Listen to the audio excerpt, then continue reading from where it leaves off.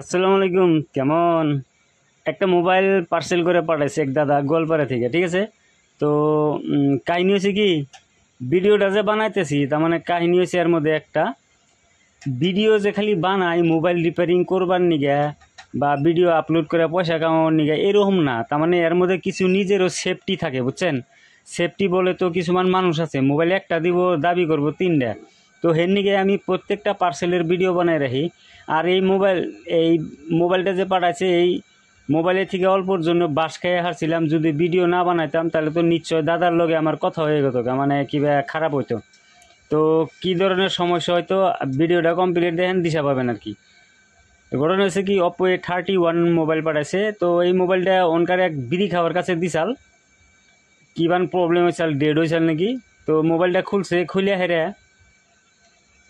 কি অবস্থা করছে মাদারবোর্ডের তা দেখলে হারে গম পাবেন আর কি। তে মাদারবোর্ড এনে তো ট্যাপ স্যাপ মারুন আছে, জায়গা কন্ডিশন হয়েছে। এই যে মাদারবোর্ডটা বাইর করে দেখেন আলগোস্তে, হ্যাঁ, সু মন্তর সু। এই যে দেখেন মোবাইলের মধ্যে সিপিইউ নাইকে। তো ভিডিও না বানায় যদি দাদারে কইতাম, দাদা তো কনফিউজ হইতো, তাহলে আমার কি বিশ্বাস করতো। তো এই ভিডিওটা বানানোর উদ্দেশ্য ওটাই ছিল। Thank you.